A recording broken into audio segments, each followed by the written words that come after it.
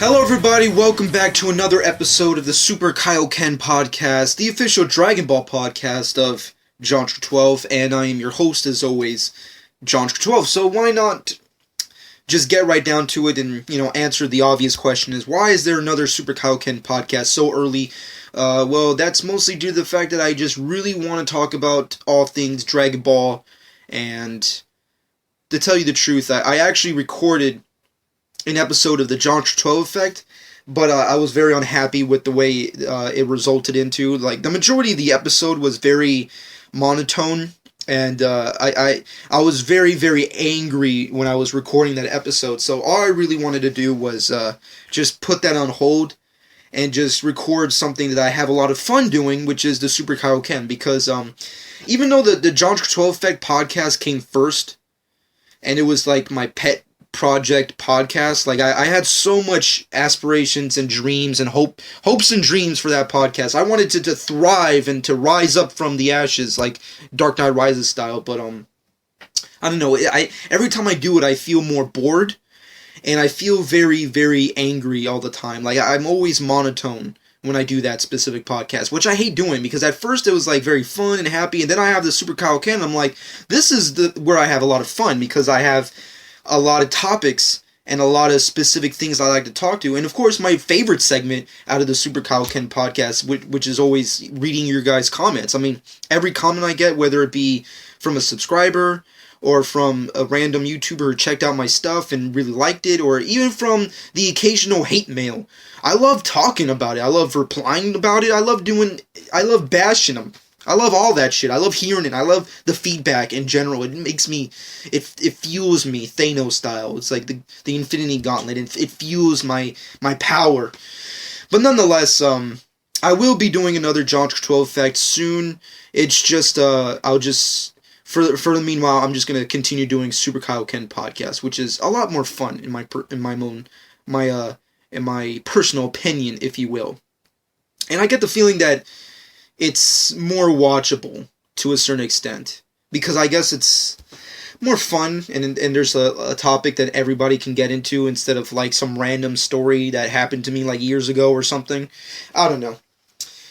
Nonetheless, for the episode that I'm not going to be showing, I have plans for it. I think one of my ideas is that I more than likely will take all the episodes that I don't feature on my actual channel and just use them for like special podcasting days. Like when there's like an anniversary or like the end of like a season, if you will, then I'll feature the lost tapes or the lost episodes, which are episodes that I've recorded but never released to you guys. So that's, I guess, what I'm going to be doing. So far I have 2 episodes that I've not released on my channel, which is one that I recorded with Paul.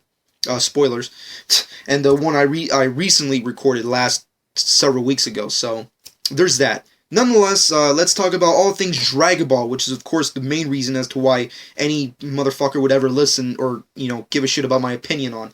Nonetheless, Fukkatsu no F is of course one of the biggest Dragon Ball Z stuff that anybody can't stop talking about, and they released an official 3rd trailer for the film, and if I'm not mistaken, the film comes out next month. I think it does. I keep forgetting when it comes out, but I want to say it comes out next month. I really want to say that. I could be wrong about that, but I want to say next month.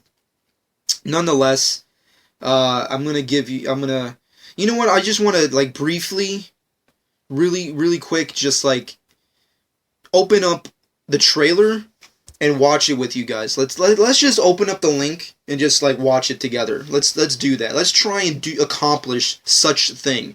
So just go on if you're on your computer, open up a new link, a new tab, put in the Dragon Ball Z Fukkatsu no F official 3rd trailer, and let's watch it together. I want to watch it. You might actually even hear it in the background, because I'm not going to mute it completely like I usually do, because every time I upload an episode with some kind of background noise, it always gets in trouble, which I hate, and I always have to re-edit it and cut it out and then repost it, which always sucks. Like, I remember that happened to my one of my prior podcasts where I was playing Eminem in the background. I was listening to Rap God, which I don't know if anybody is a Eminem fan out there, but That's a fucking badass track. I'm a rap god is fucking awesome. It's definitely the last really great Eminem song that's recently come out, in my personal opinion. Rap God is the shit. That other shit that he posted recently, like that boxing track or whatever, I'm not a big fan of that. Rap God is better. But we're not here to talk about Eminem, we're here to talk about Fukkatsu no F. So I'm gonna basically watch the trailer with you guys. We can watch it together. We're gonna be all fanboy together. We're gonna be one giant fanboy. And we're gonna watch it right now live. This trailer came out not even that long ago, but I hate doing these types of things like afterwards. Like that's why I don't really do reactions, because like it's such a pain in the ass. Like I want to watch it now, but I have to record it prior to watching it so you guys get the gist of what I'm saying. So that's why I never do reactions, which I really want to do, but I can't because I have to watch it, review it, and then I have to react to it to be like get the full extent of what's going on. I'm gonna stop babbling. Let's watch this shit. Ugh. Got sliced and blasted to fucking hell. Which is like the official last time we saw Frieza. The definitive moment in Trunks, the introduction of Trunks, he slices that, blast him right to hell. That's how you introduce a character. Full-on Frieza army. Oh god, it's fucking awesome. I watched this a dozen times, but it still gets to me. These sequences. The creme de la creme of the trailer, the new fucking transformation. Is a fucking Lakers fan, bitch. This song kind of kills the trailer for me. Jocko. Vegeta Super Saiyan God transformation. Alleged. Fucking toy animation logo there. Kicking Goku's ass. How? We don't know yet. Vegeta looking ominous. Earth possibly being destroyed. Fucking awesome. Goku yelling, of course. Yeah. Oh god, this is crazy. I really desperately want to see this fucking movie. Well, you just watched the Fukkatsu no F third trailer with me. I hope everybody enjoyed that. It's kind of like the closest thing you'll ever get to a reaction. A legitimate reaction. Even though I've watched it multiple times prior. It's okay. We're going to deal with that later. You can deal with that in the comment section below. But overall, let's go back and retrack. Basically, today's kind of like a Fukkatsu no F kind of day. So let's just get right down to it. Oh god, I just love that shot. The redesign, reanimated version of Frieza getting sliced in half. It looks awesome. Like the animation, say what you will about Battle of Gods, but the animation was awesome. It was the best part about that movie. And I liked the redesign of some of the sequences. I wasn't big on the Frieza, not the Frieza, the Goku transformation in that sequence where Beerus, the Destroyer, was he was recapping. Whis was recapping the Super Saiyan, which is Goku, of course, and he's showing him this image of Goku finally becoming a Super Saiyan for the first time and kicking Frieza's ass, which is awesome in the anime. Fuck yeah, that's an awesome fight. But nonetheless, I like the reanimation, but I always found that scene to be crappy because it's so lighthearted looking. Like in the anime, it was dark, you had fucking lightning all over the place, dark clouds, all fucking crazy, Frieza freaking out, Gohan's there. Where's Gohan and Piccolo's bodies? We don't fucking see them.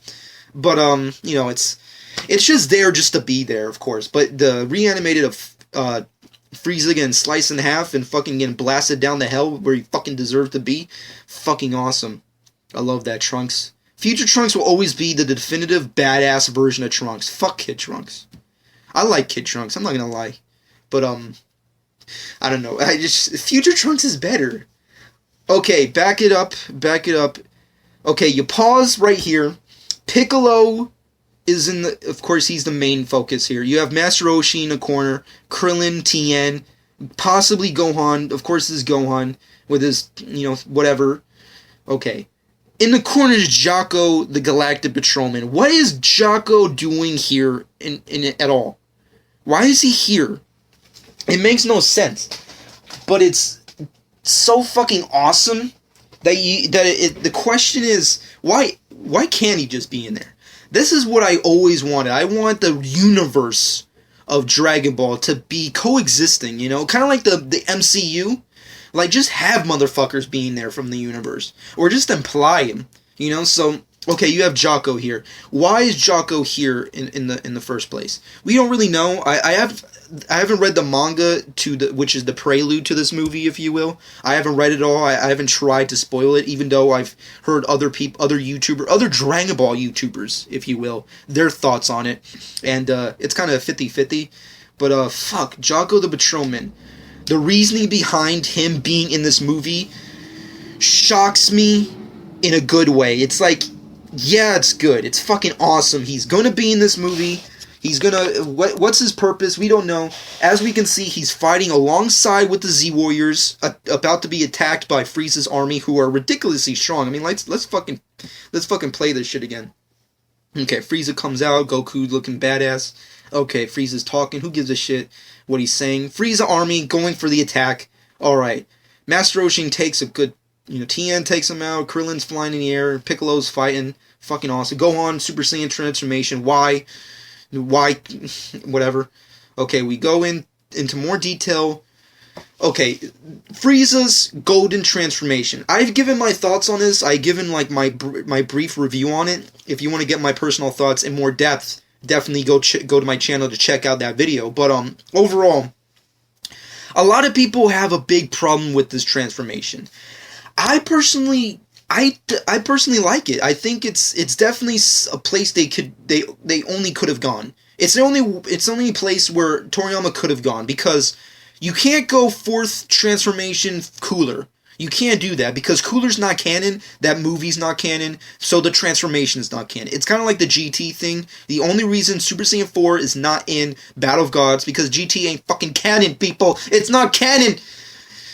So of course Cooler's transformation, even though it was cool and I liked it, can't be in this fucking movie because it ain't fucking canon. Jocko the Patrolman is more canon than Cooler. So there's that. Which is why he's in the fucking movie, which is awesome. But the transformation itself, I dig it. It's definitely very simplistic. I like, not only is it simplistic, but it also has really awesome redefined areas in Frieza's design. I mean, like, first off, of course, the obvious, he's all gold, but there's variations in his gold, like his plating is very different from body to body. Like his torso is like more of a wider kind of gold. His thighs and arms and biceps and I guess his tail too is far more realistically golden. And of course the rest of his body is just straight up purple, like a Cooler-esque kind of purple. So my big question is, what does this really mean? Like, is this like the original Frieza? Because I remember back in the day, I could be wrong about this. I'm paraphrasing to a motherfucking shit this fucking quote, but if I'm not mistaken, Toriyama gave his brief thoughts on Frieza's race and his father and him, and I remember him stating, it may have not been the same interview. Maybe I'm talking out of my ass, but this is what I remember. My scrambled mind is remembering this. Number one, if I'm not mistaken, Frieza's final form that we see, which is of course his max power, 100% third form, fucking trying to kick Super Saiyan Goku's ass, that transformation is Frieza's original transformation, and the only reason he has lower class depowering transformation is to maintain his power. His max power, which is of course what we saw in the Super Saiyan transformation fight. But this kind of discounts that. It's like, it's a new transformation in and of itself, but we haven't seen the movie, so what does this mean? Is this Frieza's God mode? Is this Frieza's transformation original form, his original race kind of form? Is this what he originally looks like when he was born, or what have you? Or is this just a new transformation that he created out of training? It's really hard to say. My speculation is It's just a new transformation that was created specifically for this movie. I don't really think there was any kind of intentions. Once again, I haven't seen the manga, but it's really hard to say. Personally, I think it's good. It's a good design. His power has to be far enough to take down Beerus. Has to. Because there's sequences. Let me see, where are the sequences? There's a good shot here when Piccolo and Gohan get knocked out. There's a good shot there. And there's a sequence where you're at the temple of Beerus and Whis. And there's planets getting destroyed near Beerus's temple. So does this imply that they're going to be actually fighting with the gods? Is Frieza going to take on the gods? Because a lot of people have been speculating, what is the purpose of the gods in this movie? Because from the images...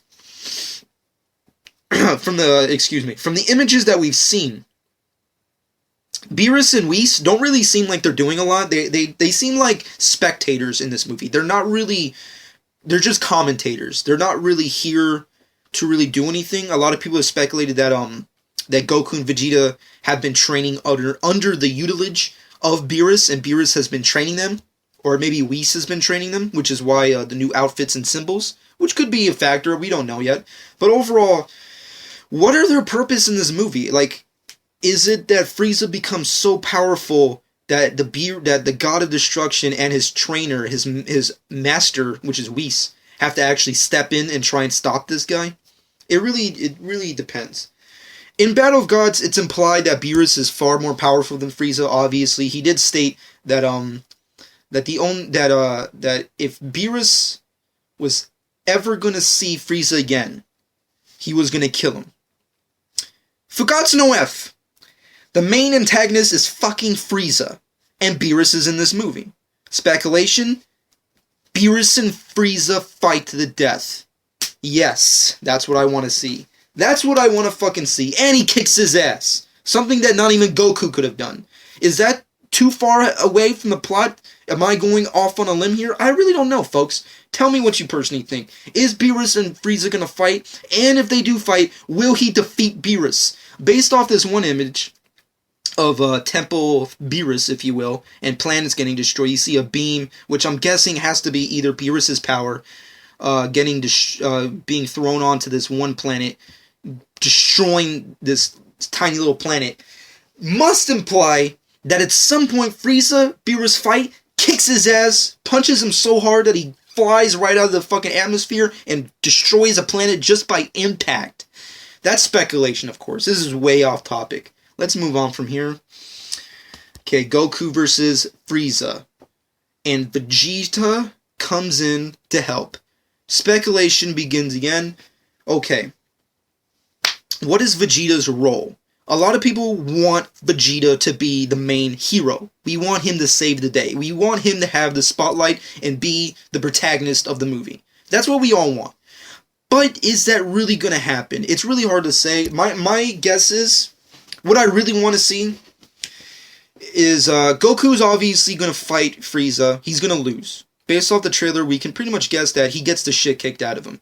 Vegeta steps in, and they have to team up, and they have to do something real sneaky and snappy to really, get rid of Frieza once and for all.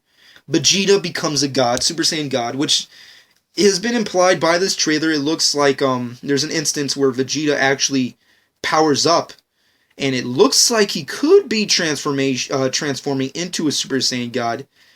But is that what's actually happening here? We don't know. We really don't know. Personally, it looks like he's powering up, but does that really mean he's transforming? It's hard to say. And also, because there's so much of a time gap in between Fukkatsu no F and Battle of Gods, does that mean that Vegeta's already a god, and that he's some point in time between the two, he became a god, like he transformed, and now he tapped into the power of the gods, similar to Goku. So now he can transform into a Super Saiyan God, or use the power of the Super Saiyan God whenever he wants. So that's what's implied here. I don't know. It's just speculation, of course. Based off the trailer, we see that Frieza does take a good number of impact himself, so the fight between him and Goku is definitely going to take a lot of damage out of the two of them. So I'm guessing they're going to fight on par. Goku, could he be stronger than Beerus this time around? I really don't know. Once again, the roles of the gods is very, very heavily implied that they're not really going to have that much of an impact in this movie. But based off that one image, and based off of what Beerus stated in Battle of Gods, I just think they're going to fight. That's just my speculation. Vegeta, will he be the hero? I don't know. It's really, really hard to say. I really would love to see Vegeta become the hero of the show. He's fucking, hands down, next to Goku and Gohan and Piccolo, definitely one of the, more well-reviewed and watched character from the series. I mean, like, everybody goes to watch Dragon Ball Z either for Piccolo or Team Gohan or Goku. But a lot of people love to go see just because of Vegeta, because he's a perfect antagonist. He has a great story. He has depth. He has amazing attributes. And at the end of the day, he becomes a hero in his own right throughout the series. But this could be the one moment where he definitively saves the day single-handedly. Could that happen? I don't know. But here's the big thing. Will Earth be destroyed by the end of this movie? Will Earth die? Based off the trailer, it shows that there's this one image that I'm guessing is Earth. I could be wrong, but I'm guessing it's Earth that's obviously being destroyed. It's hard to say. It could be just a random planet, but it looks like definitely a planet's getting destroyed. Could that be Frieza destroying the Earth, like he always intended it to be back in the Trunks saga? Another piece of speculation. I personally think that Frieza definitely has the power to destroy anything. Could that mean, I don't know. The trailer speaks and gives out tons of questions that we don't have the answers to, and it's just all speculation. But for me personally, I think something very, very drastic and dramatic could happen somewhere in this movie. My anticipation is so high, the hype is so high, I just really want to see this movie already. It's so fucking, it's going to be, I hope it's way better than Battle of Gods. The trailers definitely speak for themselves. It seems like it's definitely going to be better than Battle of Gods. And Frieza's just going to kick ass. I know a lot of people are still complaining like, oh no, we want Cell. I get it, people. Cell is a far more cooler character than Frieza, but Frieza's the boss. You can't fucking stop. You can't deny that. He's the fucking boss. So let's move off of the trailer and speculation of this movie, but if you guys want to continue on that, definitely in the comment section below, let me know your personal speculation on what your overall expectations are for Fukkatsu no F, and of course where the story may go in the future. How's this set up for the ending of DBZ? Where do they go from here? My other speculation is, before I end this topic of the trailers, is that we already know that there's not much time left until they enter the ending of the storyline. So if Fukkatsu no F does good money and it's far more successful than Battle Gods, which I'm pretty sure it's going to be, will they make a third movie? Will Toei Animation and Akira Toriyama or go over to Toriyama's house and be like, dude, we're going to fucking kidnap you ISIS style, and we're going to fucking make you keep making these movies until the day you die, pretty much. Will they continue making movies in this story, in this time gap? Or will they re-edit Dragon Ball GT, and that will be the new GT, which is the movies? Or will they go back to non-canon movies? Because this was actually something I was thinking about, because someone on YouTube, I was watching one of their DBZ videos, and they specifically stated that if Fukkatsu no F is successful, will they make a third movie? And more than likely, they will make a third movie. Toriyama and Toei Animation more than likely will make a third movie. And if that one's successful, hell, maybe they'll keep continuing making movies until, Toriyama ends up, kicking the bucket, unfortunately.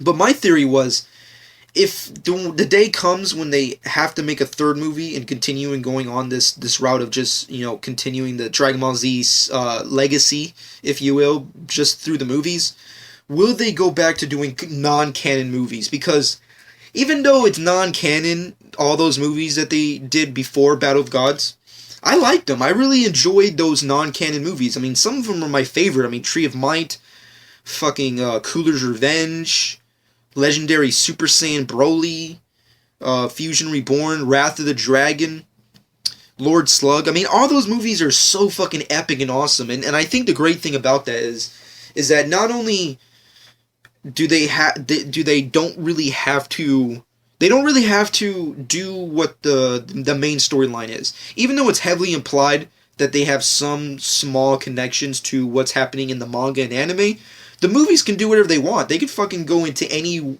direction they want to and just feature us, the characters that we know and love. So I wish they would, if Fukkatsu no F, if they continue making movies, and Toriyama, like, one day he's like, you know what, I'm sick of doing movies, I'm gonna just take a break now, or, like, I'm retiring doing Dragon Ball, basically. Whenever that day happens, which I'm pretty sure would end up happening, because the guy, he's not getting any younger, and, Toei Animation, they've, pretty much have proven that, with or without Toriyama, they're just gonna keep, throwing bullshit Dragon Ball Z content down our throats, so, the great thing about having Toriyama with us now is the great opportunity about that is having the opportunity to not only, have his influence, but continue giving us good high quality content instead of bullshit like, GT or wherever the fuck else we got. But nonetheless, I personally can't wait to see Fukkatsu no F. I think it's going to be way better than Battle of Gods. At least I'm hoping. Frieza seems like a badass. Vegeta, I hope, goes God mode and kicks some ass. And I just really want to see this movie. It's going to be fucking awesome. Nonetheless, I really want to move off of that real quick and get into some news real quick. Obviously, Fukkatsu no F and Xenoverse, Dragon Ball Z Xenoverse, have been like the two major big things of Dragon Ball Z community as of right now. But there are two specific things I want to talk about until I go into my another topic with it, which is the Light of Hope series. I don't know if anybody noticed, but they have yet to upload a second episode, which I want to know. When is that fucking happening? Because I don't know if anybody else remembers, but I did state it in 2 fucking videos, which is A, on this podcast, and number 2, on my review, that I specifically stated that I do not, I repeat, I do not want to wait over a year for episode 2. Granted, they're just waiting it out, trying to get the full reaction of Battle of Gods, of the pilot, which they released. But freaking, I mean, come on, it's been a pretty decent long time since that freaking episode came out. I mean, if I'm not mistaken, let me see, how long ago was it? It came out February 24th. It came out on the 24th of February. We're already in March. They should have uploaded an episode by now. And they unfortunately haven't. So my guess is that, let's see here, what is this? Oh my god. I got more comments. I was just reading something, and obviously the stupid Google notificator thing just, you know what, I'm going to get to that later. But nonetheless, Light of Hope is an awesome series. I love it. I think the pilot was really awesome, even though I pointed out things I didn't like, which a lot of people got off on my ass about, which I'll get to in a second as well. But nonetheless, the pilot was awesome. Light of Hope has tons of potential. Why aren't they posting more episodes? I mean, it's been over a week. It's definitely been over a week since they posted that pilot. It's time to upload a sequel. You know what you do? You put out the fucking second episode, damn it. Granted, they're trying to get the full extent of the reaction, the fan reaction, but I can go on a limb here, folks. I can go out on a motherfucking limb here and completely sit here and tell you guys that I'm pretty sure they know what the fans have stated to them already. They fucking have made it clear that they obviously look at the feedback, and they definitely go out of their way to listen to feedback, myself included, which I'll get to in a sec. But they know what the fans have been reacting towards their pilot, so why not post more episodes? Like, and I stated this. I don't want to wait a year. I don't want Robot Underdog to be like the Levely guy, where it's like that dude posts like an episode like once like over a year, you know? I mean, like, the dude still hasn't even given us episode 3 yet to his fucking fan-made anime series. And he posted that fucking series, like, what, 2 years ago or some shit? It's been a fucking long time just to get a third episode. So, and I know they had, either A, they're trying to get the full extent of the fans' reactions, which I'm pretty sure they already have. Number 2, they're trying to finish post-production on episode 2, which maybe makes me lead to believe that they have not finished filming all of their series, or they're not finished editing their entire series, because once again, as we've learned through their vlogs, that post-production on the pilot took a long time. So my guess is they're taking a lot of time during post on episode 2. So that's my other guess. Or number 3, they're just trying to get more money, which I hate to point out, but somebody kind of gave me more influence on that kind of topic, which I'll also get into. But I'm just going to leave it at this. Robot Underdog, you're fucking awesome. The pilot was fucking good. Put out episode 2 already. Don't fucking wait next month. Don't wait next year. Fucking don't wait till Fukkatsu no F comes out. Put it in March. Put it next week if you have to. I don't care, but I need to see another episode to really invest my time in your series, because I'm not like every other Dragon Ball Z whatever fan on YouTube. I'm not going to just be like, oh, you gave me live action DBZ that's actually good in comparison to Dragon Ball Evolution? Yeah, I'm going to give you money. Fuck that noise. I'm not going to do that, guys. I'm not those kind of artards. I'm not going to sit here and just give you money just because you gave me an awesome looking Super Saiyan transformation. No, I need consistent quality fucking episodes. If you're not giving me that, then I'm not going to support your shit. You know, and I'm not trying to say that to be an asshole or overly bash them. I'm just stating the obvious. You know, serious TV shows take time in between episodes. I'm not gonna lie that they don't do that. The Flash and Arrow do it all the time. They always take gaps in between their episodes. But there's a difference between that and a web series.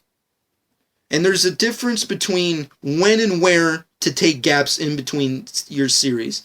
And it also depends on how many episodes they have. I don't know how many episodes they have. They can have 6 to 12 episodes for all I know, or for all we know. I fucking don't know. So, my guess is as good as yours. But all I really want is another episode. They need to post another episode. Don't wait. Don't fucking stay stuck in post. Don't fucking wait for other people's money. Fucking go and post the fucking second episode. Tease it on Facebook and Twitter all you wanna. But at least make sure by the end of March that you get an episode. But more than likely, I kind of get the feeling that they're going to end up posting the next episode during the release of Fukkatsu no F, which comes out next month. That could be my guess. What I realistically want, an episode every month. If they can do that, then kudos to them. So I say, in the next following weeks, post episode 2. Next month, when Fukkatsu no F officially releases, put episode 3. There you go. There's my fucking tidbit to all you Robot Underdog people. And for anybody else who disagrees with everything I stated, because when it comes to Robot Underdog, in my personal opinion, no one likes to agree with me. I'm like the fucking lone wolf over here. I'm the lone survivor, if you will. The Lone Ranger. That's just how I personally feel. Robot Underdog should release an episode every month. Not every half a year, not every year, not every over a year. Like that other fucker. Do an episode every month. I know it may be difficult to do an episode every week. I can get that, especially for specific episodes that you've not officially finished. But if you can do once a month, I'm good. You're solid. You got me. It's awesome. But don't take a year off. Don't fucking just wait like, yeah, well, the pilot got billions of views, so we're gonna just take a break. No, you fucking teased a series. And from my guess, you said in your fucking vlogs, you stated in your fucking vlogs, that if the pilot gets a good reaction from fans and critics alike, you would go to series and you would make a legit web series. That would be your dream. And you teased a second freaking episode at the end of your pilot, which implies that there's a second episode. So I don't want to wait. Just get it done. That's really all I can say. Moving off of that, because I don't want to rant too long about that. Anyways, moving off of that, we also have some interesting fan-made products from Dragon Ball Z. Amiibos. Amiibos? I don't know if I'm saying that correctly. Basically, Nintendo products is what I'm going to call them right now. Are these little tiny standard kind of thingamajigs. I don't know what the fuck that are for video game Nintendo products. They come in these really weird packages. And a fan apparently had created his own Nintendo Amiibo of Son Goku. And it looks fucking awesome. I'm looking at this right now. It looks so fucking cool. And and you know what really gets to me as to why it's so cool? Because it's Goku, but it has the Nintendo logo. How fucking awesome is that? Those two awesome properties together, Nintendo and Son Goku. That's just awesome. It has the logo, the Super Smash Brothers, which whatever. I'm not, the biggest. I'm not a big fan of those types of games anyways. I don't really play them a lot, but just the fact that Son Goku and fucking Nintendo are sharing the same logo right here brings me so much joy. But apparently Nintendo is not really big on making other video game type figurines, amiibos, for characters that are not video game related or have any kind of affiliation with Nintendo in general. So I find it very likely that this probably won't happen. That they will actually release this kind of series. But anyways, Nintendo and Dragon Ball Z. Fucking awesome. I've heard a theory that after Xenoverse is done, that, they might make another video game for Nintendo. Which hasn't, Dragon Ball Z and Nintendo haven't really been together in a specific console for a while now.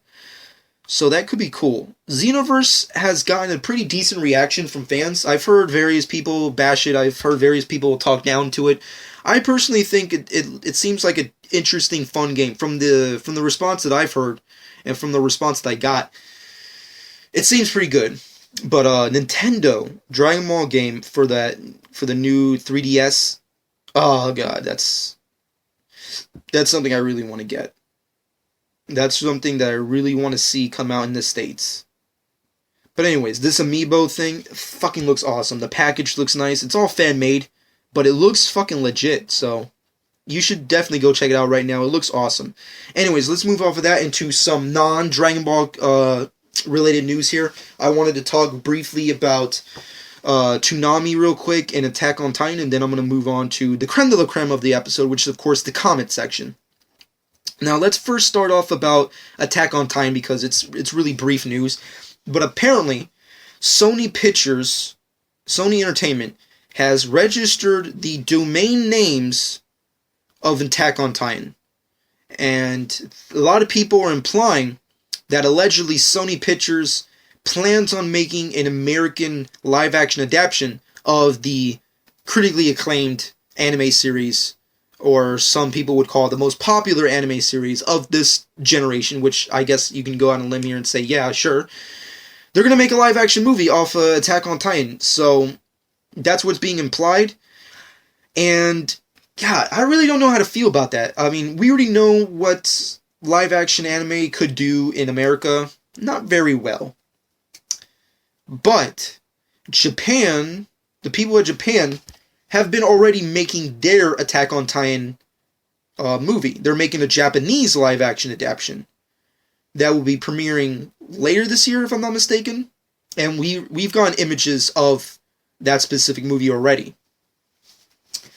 But the thing that really gets to me is, will this be more canon? And is the reasoning behind Sony Pictures doing an Attack on Titan movie because of the reasoning Is that because are they doing that and that's a result of Japan live action adaptation being very non-canon?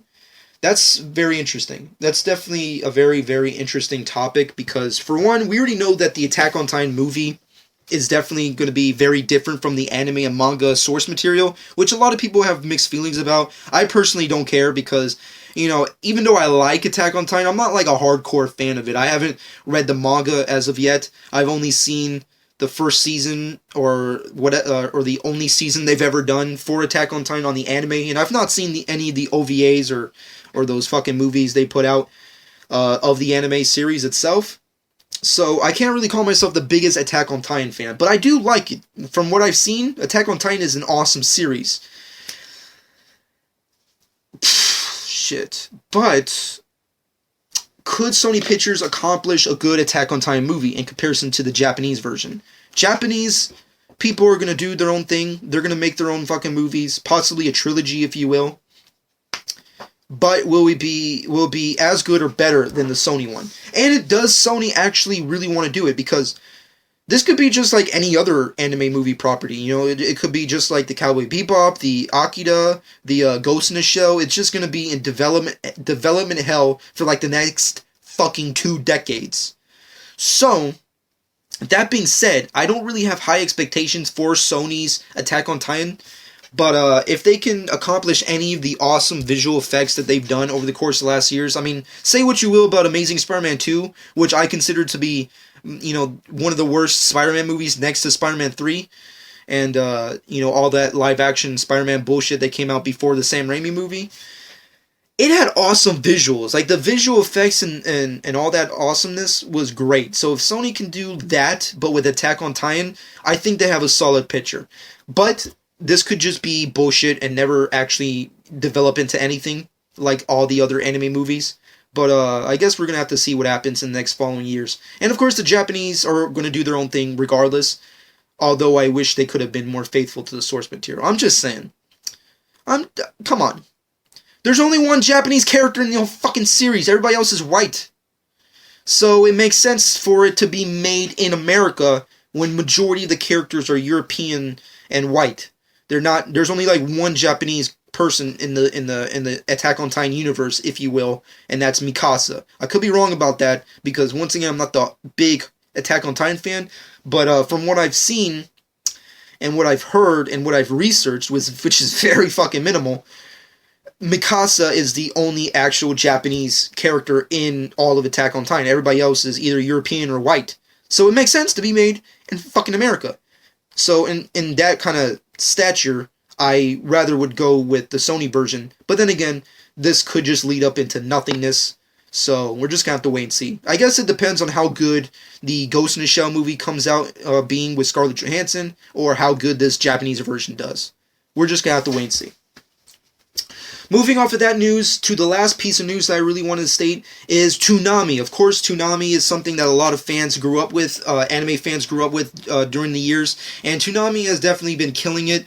But as of late, they haven't really been doing as well as they should be. Obviously, they've had to cut a lot of their anime properties off their block. And of course, anime is not really being as well watched as it should be, which is a sad, really, occurrence. But they've really been trying as of late. And the executives of Cartoon Network actually posted on the internet that One Piece and Dragon Ball Z Kai would be premiering on Cartoon Network before Toonami's anime block, which would be 8 o'clock, 9 o'clock, if you will. If I'm not mistaken.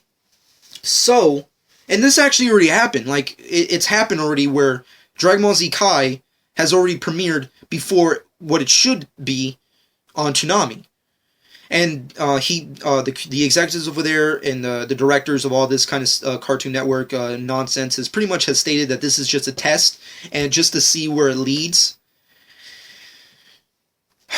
God, but the expectation of this is so high that it could lead up to anything. Because if this is successful, if this test is very successful, which I don't know if it has, I don't know, if they're going to do this every fucking week, but if we can get more anime during the day instead of having it really late at night with Toonami, this could mean anything. This could mean so many great things in the future for anime as a genre. Personally, it really depends on the reaction of fans. It really depends on personal opinions from other people. It depends on how today's generation reacts to the anime that we all like to watch, that's usually presented to us in Toonami already. So that's what it really all, draws down to. But at the end of the day, Dragon Ball Z Kai and One Piece are two of the biggest anime properties of all time. So why not put those earlier during the day besides all the other awesome stuff? So, in my personal opinion, this is like what my dream could be. Have all the really fun-hearted, family-orientated animes during the day, and then at night during Toonami, that's when you bring in the R-rated shit. That's when you bring in the real bloody, disgusting, crazy Attack on Titan violence type shit. Uncut. That's what you should fucking do. That's what Cartoon Network and Toonami should do. Adult Swim and all those fuckers. That's what they should do. Like Dragon Ball Z, Kai, One Piece, Naruto, all those like really good action, family friendly orientated shows. Post that during the day, but at night with Toonami, you post in the hardcore fucking violent anime fucking nonsense that we like to fucking watch on a regular basis. So that's what I personally state. And if this test does prove to be successful with fans and non-fans alike, this could just mean anything. I mean, like, we can just have fucking Dragon Ball Z all fucking week, like we used to have it back in Cartoon Network, back in the fucking mid-2000s, and fucking have it during the day. I can actually sit down and watch it during the same time as, like, Teen Titans Go or whatever the fuck, where kids are watching. It's like, we're gonna watch fucking Clarence. Fuck Clarence. You watch some Dragon Ball Z Kai. Put that shit into your fucking... Put some anime into your kids' brains and let it rot and let it develop into something in the future. Like it happened to us when we were fucking younger. That's what I want. That's what I freaking want. What would happen? It probably won't, because it's just a test, and we really haven't seen the reaction so far, and I think it's only happened once so far, and the only reason I haven't stated it before is because I actually just realized this not too long ago. I want to say like yesterday. So it's not really... It's also kind of like my fault for not, staying on topic with it. But what are you going to do? I mean, like, it's Toonami. As much as I love and appreciate it and will always have a soft spot in my heart for Toonami, I just don't watch Toonami anymore. I mean, like, it's just, I don't have time on my Saturdays to fucking sit down, really late at night and watch anime stuff when I can watch any of that on Blu-ray or on the internet for free. And on top of that, I'm doing so many other shit during the day that I'm too tired. So I think this is a great test to not only have this kind of pet project, but also just have the anime fans what they want. Fan service. Give us the fan service. Don't post it like at midnight. Post it fucking during the day, when there's actually a sun, or at least a mid-sun or something. I don't know. That's just me. Personally, I doubt anything could develop from this, but if the reaction and fan reaction and the overall non-anime fan, non-anime people really get into it, if any of that like comes together and forms into something, then I'm pretty sure we'll have more anime during the day instead of at Saturday nights on weeknights. Anyways, moving off all this greatness and all this Dragon Ball Z, Fukkatsu no F, Light of Hope, Anobia's, Anibia, whatever the fucking Nintendo shit is, and not to mention Toonami and Attack on Titan stuff, let's get into what I really want to get into, which is the comment section of my YouTube, and let's get on this train. Okay, starting off the first comment of the day, which is another Bardock comment. I disagree with him. Not being the first Super Saiyan, they kind of made it clear at the end of the special that he was the first Super Saiyan. They confirmed it at the end. As for him being the first Super Saiyan God, that has not been revealed yet, but I do believe he is, cause following up behind the special, it was said Bardock traveled the universe fighting strong opponents, but also what was told as I read up on Bardock, his heart and began to turn pure. Okay, first off, At the end of the special, which I'm guessing you're quoting as is episode of Bardock, that special is not canon. It's not canon to the Dragon Ball Z universe or the current Dragon Ball Z storyline. It's not canon. So Bardock being the original Super Saiyan or the first ever Super Saiyan in the entire Dragon Ball Z universe is not confirmed. It's confirmed in the special, but the special is not canon. Similar to how I stated before that Cooler's not canon, which is why Frieza's new transformation is not Cooler's transformation, like a lot of people expected it to be, because it's not freaking canon. So yeah, that's not canon, so it being confirmed doesn't mean anything. And also, him being Super Saiyan God, of course, can't be true, because obviously Bardock does not look like Vegeta, and it's implied through the images that Shenron gave us that the original Super Saiyan God looked a lot like Vegeta. So I'm guessing it had to be an ancestor, or at least a Saiyan kind of like Turles, who looks a lot like Vegeta. So that's my guess on it. But thanks for your comment. And let's move off of that. Another Pacific Rim video. I think it won't be an anime. There's a lot of new generation cartoons with great drawing and details, like, for an example, the Just League and Berserk. I think Hollywood cartoonists can pull it off. Because I think anime style doesn't really suit if they will make an animated series. God. Well, you don't know if it's not going to be anime. The only reason I stated that it could be anime because Guillermo del Toro is obviously heavily into the fantastical side of specific genres. Like, he's into vampires, he's into goth, he's into anime, he's into, all these kind of different types of genres. So, just look at Pacific Rim as a movie. It feels like an anime. It doesn't feel like an American cartoon. It feels like a classic anime. So that's why I stated that if Guillermo del Toro implied in his video that he did 2 years ago or a year ago or whatever when I made that video, my guess is that more than likely it could be an anime. I personally would love it to be an anime, so why not? And the anime style not suiting Pacific Rim? Come on. Have you seen Pacific Rim? It feels like a fucking anime. A regular cartoon cannot imitate the awesomeness that we saw on fucking Pacific Rim. And plus, if it was just a straight standalone animated series, what network could it possibly go to? It can't go to Cartoon Network, because Cartoon Network is far different from the Cartoon Network that we all knew and loved from the early and mid-2000s. So that's out of the question. So where could it possibly go, other than being a straight DVD or Blu-ray release as an anime property? That's personally what I think, but I'm not wrong, I'm not right. So it's all speculation, of course, because this series hasn't been created yet, and being the very, very busy guy that Guillermo del Toro is, this project probably will never happen anyways. So we're just going to have to wait and see. Pacific Rim 2 is actually happening, but we're going to have to wait on that too. But for those of you who are wondering, in the comment section below, let me know what you personally think. Do you think Pacific Rim, the animated series, will be an American cartoon-style project, or will it be more anime-style oriented? I personally go with anime because it fits more, but that's just me. Alright, let's move on to the main comment that this comment right here is actually the sole purpose as to why I even wanted to record an episode today. So this is pretty much the creme de la creme of comments. And it was so big and long, like this person gave me this comment like a day ago, and it was so long that I really couldn't get to every single point that he was trying to get across in his reply to me.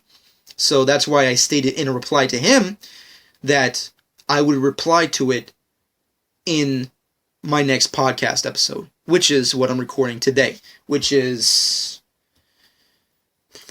March 9th, 2015.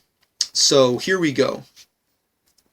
Alright, well, let's get started on this one comment. It's very, very long, so every single point he points out towards my review. And this comment is, of course, for my Light of Hope review, so definitely check out my review. I don't know if it rubs people the wrong way, but based off the reaction that I've gotten from my review, I could pretty much go on a limb here and say that some people pretty much, I don't think they liked it. So I'm gonna just take some time here and just let you go check out that review so we can come back. Nonetheless, let's get into this comment. Once again, I'm gonna stop periodically through his comment because it's so fucking long and elaborate, so I have to get to everything he stated. The film crew had very little funding to work with, so they wouldn't be able to essentially do a whole copy/paste scenario. I should know I helped fund it. And personally, I'm fine with the opening not having the same as the anime special. The narrator at the beginning is indeed Future Trunks. It's not hard to notice this. The moment he says, "My mentor, go on," he is not in this episode because he is meant to be in this episode. I'm assuming you haven't been following this production very much. Future Trunks will be casted by Tim Neef, who I have no fucking clue who he is, so whatever. Nonetheless, I hate it when people point that out, the production value of a specific project. Like, what does Robot Underdog's budget have to do with my review? It has nothing to do with my review. Why does that come into a factor? Like, a lot of people will do that, and I've seen it before, where it's like, I get that they're not a big fucking company. I get that. I understand that they're not fucking Marvel Studios. They're not fucking Warner Brothers. They're not Disney. They're not Sony Pictures. They're not those kind of people. I get it. They're Robot Underdog. They're their own fucking... They're just a group of, fanboys who want to make live-action DBZ. I respect that. I support that. But I don't care if you're a little guy or, like, the biggest fucking movie head producer ever. If you're gonna attempt live-action DBZ, I expect every drop of blood, sweat, and tears put into the project. So, I hate it when someone has to point that out, where it's like, oh no, the only reason it wasn't that good is because they had little money. It's like, fuck that noise, dude. Do you understand the type of shit that people put out in YouTube today? Like, there are so many fucking awesome fucking projects on YouTube right now that were done under really, really small bullshit fucking budgets. Like a handful of money. That like $100. Someone today can make the greatest fucking Halo fan film ever. So just because Robot Underdog had little fucking money doesn't mean shit, because today people are stepping up their game regardless of budget. So yeah, that doesn't make any sense, nor does it come into a factor. And what the hell does the film crew's funding have to do with anything? It has nothing to do with it. So, whatever. Anyways, moving off of that, you're right about the androids being more relatable, which is why they decided to go with the history of Trunks as the plot. There are no Dragon Balls because Piccolo and Kami is dead. There are no Senzu Beans because Korin is no longer there. So there couldn't be a better saga in this DBZ universe that reflects real life more than the story of Future Trunks. Let me stop right there. How is Korin dead? That's something I never really understood, because in the special, and I could be wrong about this, because there's so many things that you can keep remembering in your head until you just reach overload on your hard drive and you need to start deleting shit, which happens all the fucking time. But if I'm not mistaken, in the special, there's never a reference to Korin at all. You never see Korin, and he's never referenced. But there's a point in time where Gohan runs out of Senzu Beans, and he has to come up with a decision as to whether or not he should eat the Senzu Bean, resurrecting his arm and being at full health again, or giving it to Trunks, who's at near death, and saving his life. But there's never really any reference to Korin. My guess is that Korin could be dead, but you didn't really imply that. So, and plus, I don't know about anybody else, but you didn't really get to see Senzu Beans in the actual episode, so I don't know. It's hard to say. It's really hard to fucking say. Korin, could he be dead? You didn't really imply it in the pilot, nor did they do it actually in the special, but my guess is if Gohan has run out of Senzu Beans and is incapable of getting more Senzu Beans, my guess is that probably Korin is dead. But how did he die? That's something I never understood. It's like, how did he die? Did the androids go and find him and kill him? Why? What was the purpose of that? And plus, like, they're more into killing humans than anything else.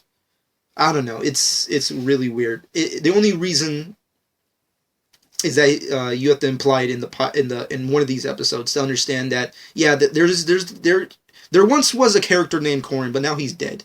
So there's that. This is a reason why the fights were not all that brutal. The point of this first episode was to introduce the struggle that Gohan and Trunks have dealt with for so many years. No, the desperate scenes and graphic violence towards the remaining Z-Fighters are not supposed to be in the first episode. Gohan loses his arm later. Trunks becomes a Super Saiyan later. Gohan and Trunks blasting their way out of the fight is not at all weird, because that's exactly what they did in History of Trunks special, blast their way out of the fight so they could retreat. Perhaps you should go watch the special again, and to say that you can't see any Z-Warrior ever escape from a fight is absurd, because it has happened. Goku and the crew avoid Cell so they could train in the hyperbolic time chamber to face him later. Vegeta and crew avoid Frieza and the Ginyu Force to strategize and face them later. I would like to believe you know enough of Dragon Ball Z to realize that the Z-Fighters constantly retreat from combat when in dire need to rethink strategies and plan accordingly. But I guess not. It's happened with every major villain from Frieza to Cell to Majin Buu. Moving on. Okay, well, first off, let's see, where are we here with the comment? First off, okay, Trunks becoming a Super Saiyan later, okay, Gohan and Trunks blasting their way out of the fight is not at all weird, because that's exactly what they did in the History special. They blasted their way out of the fight. Perhaps you should watch the special again. I love the condescending way you said that. I really like that. But nonetheless, you should go watch the fucking special again. What special are you watching, sir? I mean, come on. In the first fight, how did they blast their way out of their fight and retreat? They don't retreat. They fucking get beaten to near death. Fucking Gohan gets his arm blasted off and passes out from shock. Trunks is at near freaking death. They're on the ground pretty much dead. They got beat to shreds. How is that blasting away from the fight? Like, I don't know what special you're watching, but that's the complete opposite of the legitimate special that's actually out there. So yeah, they did not blast out. Fans of Dragon Ball, listen to the words of John 12. Gohan and Trunks never blasted out of the fight the way they did in the pilot. Number one. Number two, their first fight was a depressing loss. In the fight in the pilot, it's implied that they have been fighting them for a long time, but they've been pretty successful at surviving, which implies nonsense at the end of the day. Because in the special, they have no fucking ground. They can't fucking stand on par with the androids. Because the androids are stronger than Super Saiyans. And Gohan is much weaker than how he is in the normal timeline. And Trunks is in a Super Saiyan in the special. However, he was a Super Saiyan in the manga. Even though we don't know if they're taking qualities from the manga or the anime yet. But based off the pilot, they're going back and forth. So, I don't really know. But nonetheless, blasting their way out of the fight makes no sense, because they got fucking destroyed, ripped to shreds. That being said, them running away. Granted, characters in the anime have ran away from time to time, but there's always reasoning behind them going away. In the pilot itself, there's no real big reason other than the fact that Gohan and Trunks were unprepared for the fight, that they had to go away. Which is a lame excuse. The only reason they ran away in the first fight is because there's something people need to realize with Gohan in future Trunks' timeline. Gohan in future Gohan fights to the death. He's only going to fight to the death. The only real reason that they ran away and retreated in the first place in that special, which was 5 seconds before they got blasted away by, their attack, is because Trunks was being dominated. He noticed that 18 was beating the shit out of fucking Trunks, so he had to save his ass. That's the only reason they left. If Trunks was holding his own, Gohan would have kept fighting. In the pilot, it's kind of the same kind of scenario. The only difference is Gohan and Trunks don't get blasted away to hell. That's the only difference.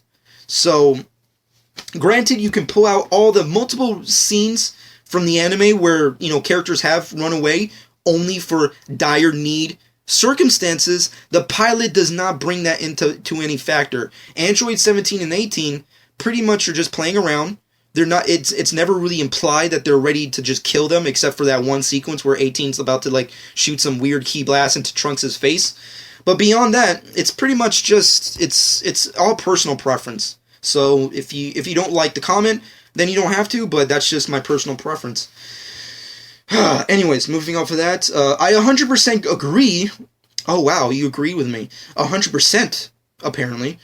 With you with regards to the lack of dialogue between Trunks and Bulma. I too was very excited about seeing Ruth Thompson's acting, but it was a major letdown. I had extreme hopes to see a loving mother-son moment between Bulma and Trunks, but as you pointed out, it's basically a, hi, how are you doing? Good, okay, bye. I mean, come on, the kid just came inches away from having his face blown off. You'd think Trunks would be super happy to see his mom again one last time. I wanted there to be a beautiful scene with where Trunks maybe sits down on her lap while she shows concern and wishes him well, while explaining a bit about his father, and then go on teeny bit about Vegeta would have been icing on the cake. That scenario, yeah, sure, that would have been nice, but we didn't get that. So, and I also like how you agreed with me. I knew, while making my review, that I knew that there was going to be a majority about my review that people would not like, but I knew people had to have agreed that Bulma and Trunks' scene in that fucking pilot was dog shit. I knew someone had to do, and you fucking, that's just gravy on the fucking mashed potatoes. I was going to say icing on the cake, but you already said that, but let's just go from the other way around. Let's go 180 with that. Nonetheless, Trunks' and Bulma's scene together in the pilot is dog shit. I don't like it at all. It's my least favorite scene, and that really sucks because the set looked awesome. I mean, the set looked great, and the fucking visuals look great. The blueprints, awesome. The actress who's playing Bulma, she looks decent. Fuck it. I mean, she doesn't look as as attractive as I would think live action Bulma would be. But then again, this is older Bulma, so it's something. It's not teenage Bulma as we know and love. But what are you gonna do? It really all depends, unless they start doing some timeline shit, fucking paradox time placement type shit. Then you bring in the younger Bulma, you bring in the sexy, fucking attractive, Afro Bulma that we knew from the fucking Trunks saga. But that's neither here or there. Nonetheless, Trunks and Bulma, I hit it right out of the park, and no one could deny that scene is dog shit. No one could deny it. And if you do, then God rest on your soul, I swear, because it's a bullshit scene. Robot Underdog, if you're listening, which I doubt you are, but if you are and you actually kept listening to this long, keep in mind, I love you guys. You fucking put out an awesome pilot, but that scene was dog shit. And no one could deny it. And anybody who does, whatever. Continuing with this comment, I get it, you're thrown off by Gohan talking to himself, but if you knew more about the series, God, I love how YouTubers always love to point out the give out condescending comments. I always like it because it's like a hit to the gut, and it's always like, God, it's so funny how serious you are with your comment. It's like, but let's continue. You would have noticed these guys talk to themselves all the fucking time. Goku contemplating whether or not to use Kaioken x3, Piccolo analyzing his opponent, Krillin talking to himself about having a girlfriend, Gohan talking to himself about how he was to study, how he has to study. Are you serious, dude? These guys talk to themselves on a regular basis. It's not hard to spot. No, the editors do not need to stop these people from being human. I don't know where you're getting at with the ending of the comment, but elaborate with that. Nonetheless, Gohan talking to himself is a major adherence to the pilot itself. It's a big downfall, because you want to know why, and you want to know what a lot of other people need to realize? That's a freaking animated, it's a fictional universe. It's a fictional setting. These aren't real people. But when you do a live action adaptation and you bring these people to the real world, then it's a problem. Because if you have someone who's talking to himself, then you know what? Gohan's a sociopath. He's a sociopath. He's not a hero. He's not Superman. Superman, he's a sociopath because A, he has no family, he's been living this world lifestyle ever since he was fucking like 4, and he talks to himself. He's a fucking sociopath. Don't deny it, because that's what you're implying, and that's what they're implying. Granted, characters talk to themselves a lot, but you want to know what's the major difference between that and this? Internal monologue. Lots of characters in cartoons and comic book settings have internal monologues so that the audience, the viewers, if you will, would realize what's going on at the exact moment. And at any point in time, when a character does talk to themselves on scene, is because, for one, the majority of the audience are children, so they have to point out as to what exactly happened at that point in time. Kind of similar to Dora the Explorer, where they do it every fucking time when something happens on screen. Did you see that? What is this? How do you say that? It's interactive. It's supposed to be that. That's what cartoons do. They're supposed to be interactive. So one character says something, and the audience is supposed to be like, oh yeah, Kaioken! Dude, Kaioken! Because you're a fucking kid. But when you're an adult like me, it looks like a guy who's a sociopath and has sociopathic fucking tendencies. He looks like he's 5 seconds away from putting a revolver in his fucking mouth. And I might be exaggerating on that because, once again, it's just a fictional setting, but at the same time, you're pointing out nonsense, and personally, it's a whatever scenario. It's a whatever fucking comment. Because at the end of the day, it doesn't really matter, and plus, internal monologue, an internal monologue is something that everybody does, whether it's an anime or live action. Like, when you watch Dragon Ball Z, when a person's talking to himself, it's an internal monologue. And when they're talking out loud to themselves, it's to point out what's happening and how they personally feel. Or it's an animator's fault, when an animator's like putting in flaps when there shouldn't be flaps, which happens all the fucking time. So there's that. Nonetheless, whatever. Moving off on this comment. This is the last section of the comments, so let's try and make this count.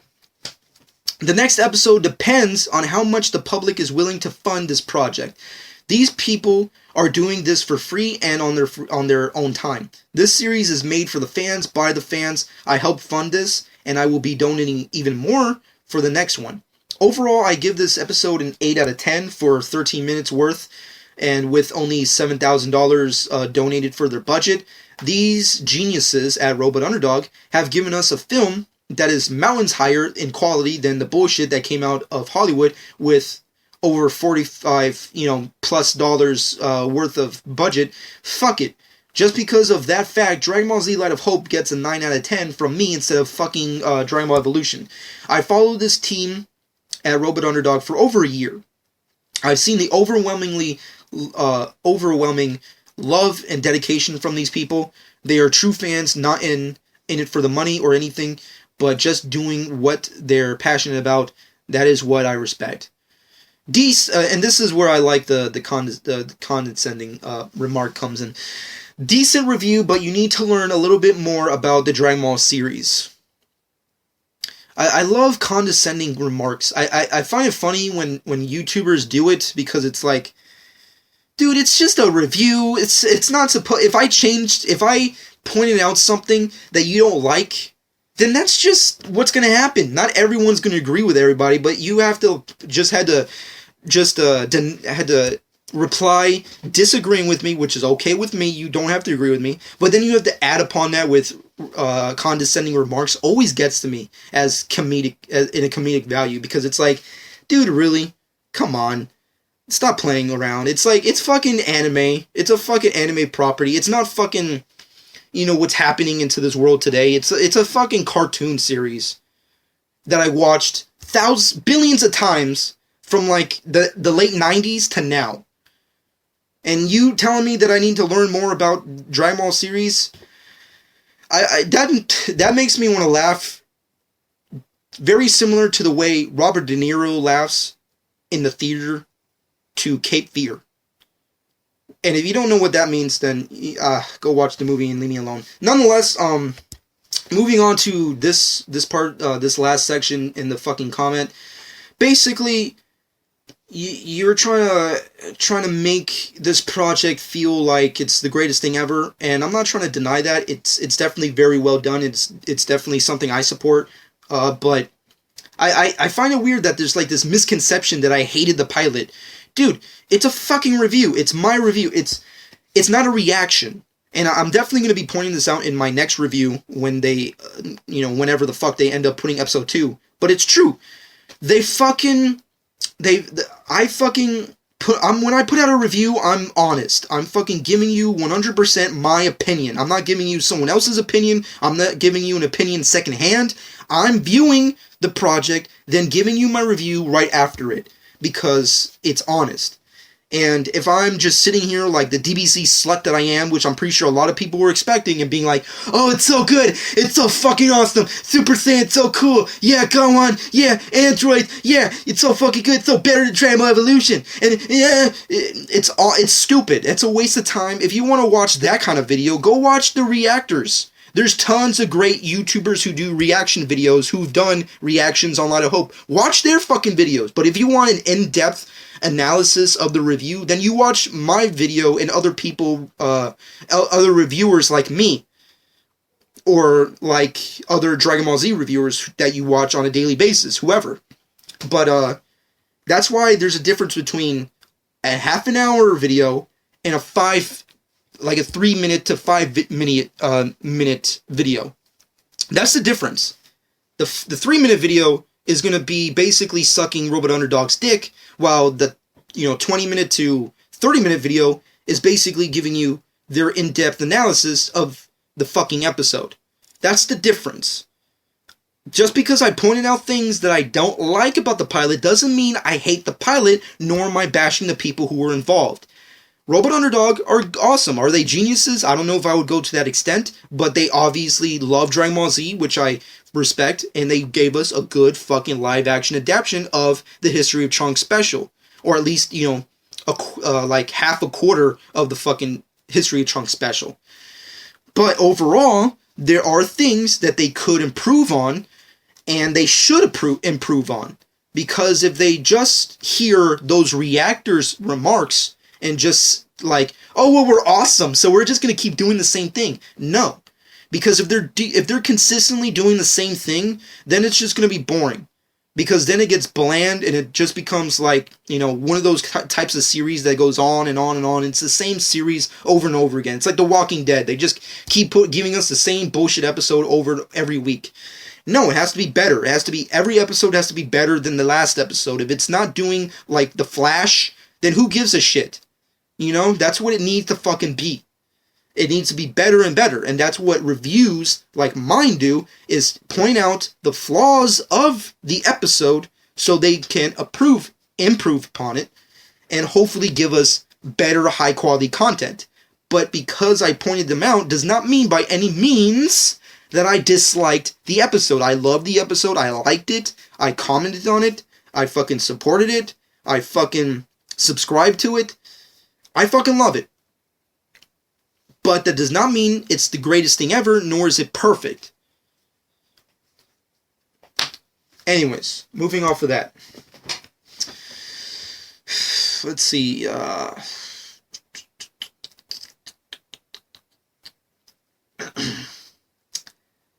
Another Who Would Win battle video comment. Great Ape. You think Great Ape wins. Great Ape will win. Okay, good. That's nice. Great Ape would win. I think the Great Ape versus the Titan, Great Ape would definitely win. So, kudos. Anyways, on my top 5 Dragon Ball Z female characters, no one can blame Chi-Chi for the way she is. I love Goku, but he's stupid mentally and doesn't care to get a job, and he's barely around. She only wants to be normal, and she didn't know anything about Goku being an alien until they grew up. How the hell can you blame a woman or not wanting her son to fight Cell, an android that has the power to destroy planet Earth? Chi-Chi can't be blamed for being high-tensed. That being said, Bulma 18 and Chi-Chi are so hot, but dude, your explanation of Launch being a perfect model for women is offensive in itself. LMFAO. Are you even listening to your words? Launch is bipolar, dude. She has no control of her attitude. Well, Launch, I don't really remember what I stated in that video, but if I remember correctly, I don't really remember saying that Launch was a perfect model for women, and if I did, I meant it in terms of mentality. Launch is a perfect template of what women are in reality, which are basically sociopaths. They're not, I don't want to say two-dimensional, but they're two-faced characters. They fucking act one way, but then they can act the other. You know, they can be sweet and cuddly, but angry and feisty. You see? Which is what Launch is. So that's kind of what I was getting at. I wasn't being like, oh yeah, she's a perfect model for women that women should thrive to become. I don't think I was getting at that. I was getting at the fact that she's crazy and sweet at the same time, which is like what? Majority of all women? They're all fucking sweet and crazy at the same fucking time. That's why we fucking go crazy and lose our hair and lose all our fucking money wasting. Anyways. Thank you for the comment. I'll be moving on for that. Let's see. What else do we have here? Toph versus Gaara. I heard they are going to make a Naruto versus Asuma. How fair is that? Might as well put Naruto fight Omega Shenron from Dragon Ball GT. LOL. You gotta love the LOLs. Anyways. Screw Attack. Why are you still making fucking death battles with anime characters, dude? I mean, people, seriously, you need to stop letting them do that.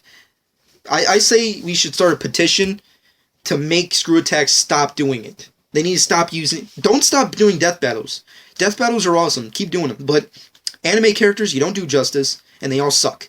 So stop it. And Naruto versus Asuma, I don't really care because, you know, I'm not really the biggest Naruto fan in and of itself, but,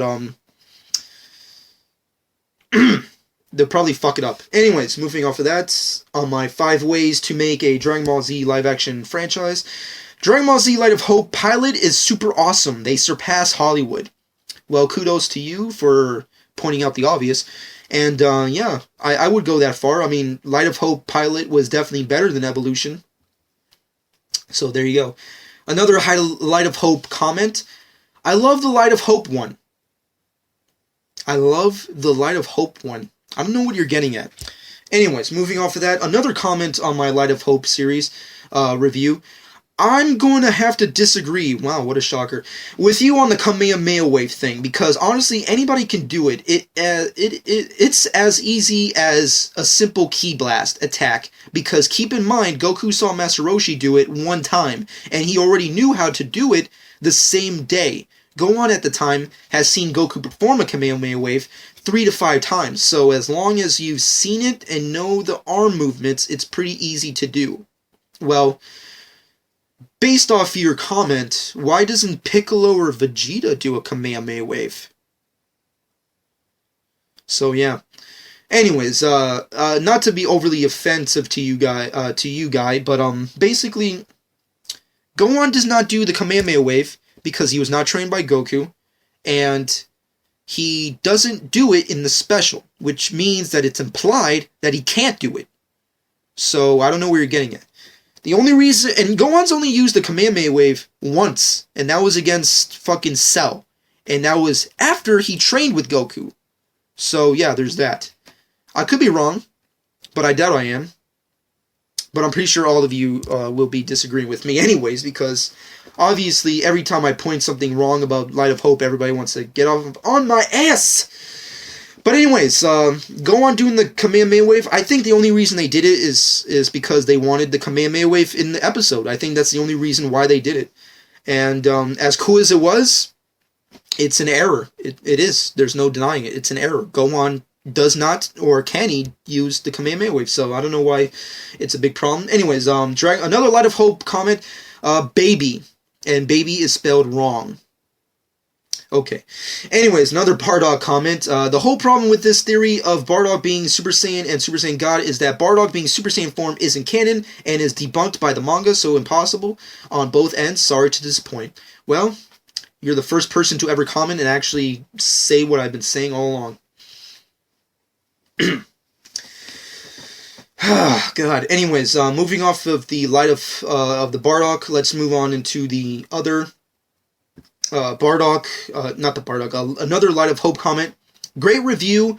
I agree with the fight ending not being something you see from a Z fighter. I wasn't okay with that, but then it felt okay because I thought about it, and Goku or Vegeta are usually the ones in battle that never say quit or take off before death. And everyone else just motivates themselves by their ability to keep fighting and not giving up. Maybe in the episode they wanted to capture that not having Goku can have you fight with a thought of no chance, and you don't really see that in the anime. Well, just what I kind of thought of it. Your review really made me think more and have an opinion on the story Robot Underdog are trying to tell, so thanks for that. By far, best review I've heard so far. Thank you very much, because I think I'm the only person on YouTube who's actually given a review that's actually one-sided and not... Let me rephrase that. That's actually legitimate and not full-on, like, oh, it was so awesome, it was better than Dragon Ball Evolution. I'm pretty sure I'm the only person who actually did a review that's not that. So, yeah, kudos for me. And kudos for you for commenting. But anyways, yeah, the Z-Fighters theory, it's a problem that I had with it, and it's not really a big problem, but it is a problem. But overall, Goku not being in there could be a factor in them not being as motivated to be the heroes that they thrive to be. But then again, I kind of said this comment again through the Trunks, through the other comment in the beginning. Okay, anyways, moving off of that, some more Super Kaioken podcast comments. Xenoverse is an awesome game so far, and I highly recommend Xenoverse for huge DBZ fans who also wanted a DBZ game that has some more MMO or PGs type style elements for the console, which is finally here. I want the Goku Just Saiyan shirt, of course. Here's a picture of my main character in Xenoverse, and of course it's a link to your character. So I'll definitely be checking that out. And I'll be definitely checking out the link itself, of course. But of course, Xenoverse is something that has been getting some mixed things overall. I personally really want to check out Xenoverse, but it's just hard because I don't have a next-gen console, so what's the purpose? It's really hard. But anyways, moving on for that, another Super Kaioken podcast comment. That's good you're honest at giving your opinions about the pros and cons of the pilot episode of DBZ Light of Hope, which is good for people to receive constructive criticism of their work, whether anybody likes it or not. It's good you would not reveal your secret identity if you were a real life superhero, which of course the topic that was as of last week. Also, as for the real life superheroes movement thing, I would consider to do crime fighting portion of the real life superheroes movement if I had the proper training and preparation, or if I just had superpowers similar to Superman. But I could do the community service portion of the real life superhero movement, since it's much better for me anyways than crime fighting, especially since I am nowhere near expert level at martial arts, even though I do have martial arts skills.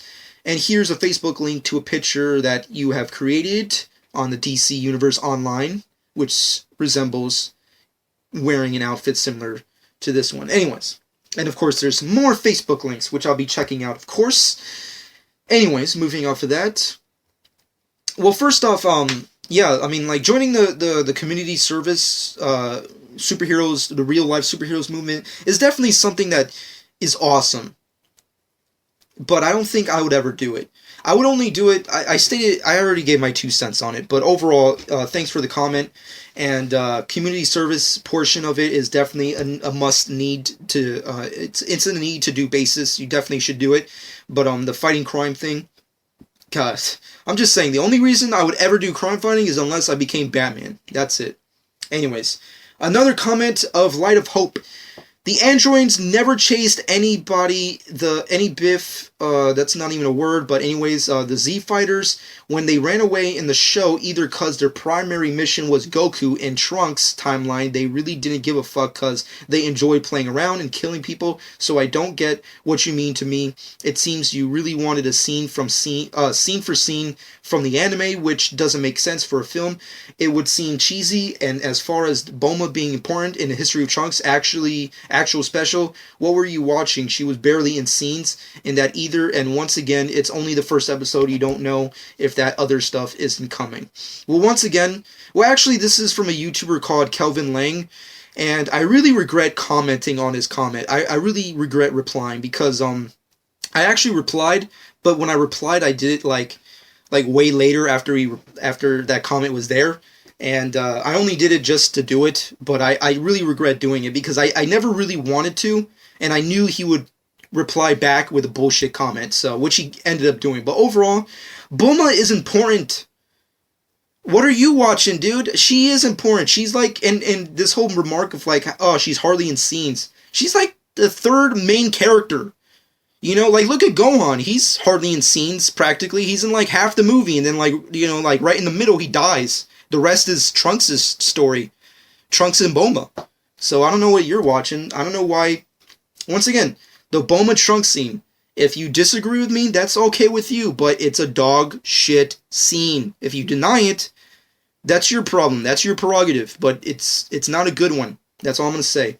Moving off of that, another Light of Hope comment, and it's from the writer of Light of Hope. You can't see me, but I'm pointing at the screen, even though it doesn't make sense. But the writer of Light of Hope, yes, comment on my review. You want to know why? Because I'll tell you right now, thanks for your review of Light of Hope. This is the most in-depth review I've listened to so far, and I appreciate your analysis. As the writer, which he is the writer of Light of Hope, as far as I'm concerned, that's what really matters. This is helpful. I'll try to make the changes you suggested, especially with the Bulma scene and Gohan's monologue. Good. Because I really want to see improvements on those types of sections in this series. Overall, I really like the fact that, once again, it just goes into play with what I stated before in the beginning of this, talking about this robot underdog topic, is that the greatest thing about them is that they reply to the fans and they hear what the fans are saying. This guy, Derek, he's the writer of not only, you know, Dragon Ball Z Dio, whatever fuck book series that is. I know what it is, but it's slipping my mind at the moment. I'm pretty sure you guys know what I'm talking about. But he's the writer of that shit. But he's also allegedly one of the co-writers, or the main writer, of Robot Underdog's web series Light of Hope. So I think it's definitely awesome that he replied to my comment, to my review in general. I mean, like, it's just awesome that the director and writer actually took the time to watch my review. That's the only thing I really care about. Like, everyone can disagree with me all you want and just, like, bash me in the comments all you want, but the writer and director of the episode thanked me and replied and took the time to watch the review. Whether or not they actually watched it in general doesn't really matter, but as long as they implied it in the comment section, I really don't even give a shit. So, yeah, kudos to them. I love their shit. I think it's awesome. And the writer just, you know, sending me a comment is just awesome. Ironically enough, there was a reply to his comment by the same guy that who gave me the really long, extensive comment, you know, talking about my review. And basically he states, "Dude, don't change Gohan's monologue. It was awesome. The Bulma scenes I agree with, but Gohan's acting was fine." Yeah, don't do that, dude. Don't do that. That just makes you look like a fucking bitch. Don't do that. I hate it when people do that, where they sound desperate in their replies and their comments. I hate that. But also, there's another thing where I hate where people jump into other people's conversations on YouTube. It happens a lot on YouTube, but I hate it when people do it. It's like, we're having a conversation here, and you had to jump in when you have nothing to do with it. Why? Why? This is our conversation. Stay out of it. I'll comment to you later.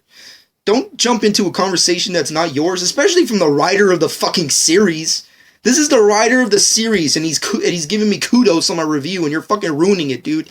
But anyways, I'm gonna let it go for right now. I'm not gonna delete it because I'm more of a man than that, and I'm not gonna just sit here and just be like, oh, I'm deleting all bad negativity. I'm not going to do that. It's worthless to me. Negativity is essential along with positivity, whether or not it be any type of medium, so it doesn't really matter to me. I actually find some negativity to be actually funny, and most of the negativity that I do get is either A, absurd, or really funny. And this dude commenting is just hysterical. He just sounds so desperate in this reply, and all I can really hope for is that one day you stop entering other people's conversations. It's rude and unnecessary, so there's that. Nonetheless, moving off of that, another light of hope by the director. I'm pointing my finger at you, but you can't see it. But I'm pointing my finger. The director of the Light of Hope pilot stated, "Wow, thanks for the review, man. I'm really glad you liked the project, and thank you for supporting it." Yes! You can't see it again, but I'm pointing again. Yes! Yes. Anyways, moving off of that. Oh God, I'm just saying, like, anybody in the face of the face of the anime Dragon Ball Z fan community can hate my guts all you want, but the director and writer of Light of Hope liked my shit. They could be lying for all I know, and I don't even care, but as long as they stated it, it's fucking awesome. I like that shit. Just once again, that's why I like the Robot Underdogs people. They're fucking awesome, and they're fair, and they know how to take criticism, unlike most people. Anyways, moving off of that. 5 ways to make Dragon Ball Z. There's only one way to do it. Go and search Dragon Ball Z Light of Hope. I actually did, sir, and I made a review on it. Check it out. A lot of people may have not liked it, but you might actually like it, so check it out. Anyways, another Light of Hope comment. I love the pilot of this new DBZ web series, which I absolutely enjoyed watching. It was supposed to be released yesterday, but there was a delay, so it got released during the same day Xenoverse came out. And the same day History Trunks movie came out. The fact that Light of Hope came out the same day is all for the best, and it feels more appropriate and fitting being released on that day. I hope the first episode gets a lot of views, which I'm pretty sure it did. Kudos to them. So they can have the support to make more episodes, which I fucking hope they end up releasing a new one this fucking month. The first episode of Light of Hope can now silence the critics and doubters who believe that live-action DBZ adaptation can't ever be done right. Which, kudos to you for stating that, because it's definitely a good comment, and thank you for commenting. I really like those types of comments. And anyways, overall, Light of Hope was awesome, and people who don't believe in live-action DBZ should watch the pilot. Anyways, another Light of Hope comment. Let's see, where was it? Let's see, it's right here. Sounds like you wanted everything in the first episode. And I replied to him because I wanted him to elaborate. I agree. Okay, let me open this up a little bit more. I agree, while there are some good points made in the review, you have to keep in mind that this pilot was produced on a very limited budget. Once again, I gave my 2 cents on that. And time frame. Less than 15 minutes. So it's not going to be able to incorporate certain qualities as opposed to a movie that is based on a large budget and longer time frame. So certain scenes that could be added to add improvements to the episode will not be added, and certain character relationships such as the Bulma and Trunks can't not be explored and emphasized upon because there simply is insufficient time. To me, the true strength of pilot episode is not what it is, but what it represents, and that is the fact that it's possible to produce a truly entertaining live-action DBZ.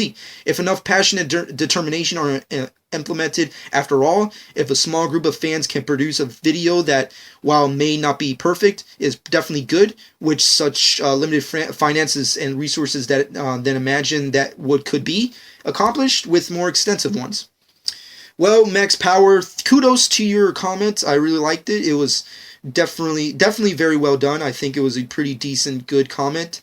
Overall, personally, I have no problem with the pilot. I don't know why people keep having this misconception that I hate the pilot, but I loved it. I actually gave it a good rating, and I really can't wait to see episode 2, which is why I continue to bitch on my podcast. But yeah, I had no problem with it, and I agree 100% with everything you said. And once again, this fucking person is replying once again, and I'm going to let it be the last question of the day, the last statement, comment of the day, and you can take it as you will, and it's clearly thus. Because I replied to his comment stating, "What do you exactly mean by that question?" which was, I wrote in like 2 seconds because I don't take a lot of time in replying. So I just replied it and was like, what do you mean? That's kind of what the gist of, like, elaborate, please. That was what I was getting at. And this is what this guy said, who, once again, is throwing himself into a conversation that he does not need to be in. That wasn't a question. It was an assumption. You need to stop that. Anyways, that's it. Dragon Ball Evolution was shit. Light of Hope is superior. This has been the Super Kaioken podcast. I really hope everybody enjoyed this podcast. I love doing it. I definitely have more videos to do. I'm definitely going to be reviewing their sequel episode 2, whenever the hell that comes out. I definitely have more Dragon Ball Z relatable videos to make, especially with Fukkatsu no F coming out pretty soon. I hope everybody checks out my Light of Hope review. And I really hope everybody checks out the rest of the Super Kaioken podcast. I'm not trying to bash anybody. I'm just trying to be honest to my obvious opinion. That's all I'm trying to do. I'm just trying to be honest as possible. And if you can't agree with that, then comment, and I'll definitely get to it in the podcast. Hope you guys enjoyed. This has been John 12 of the Super Kaioken podcast.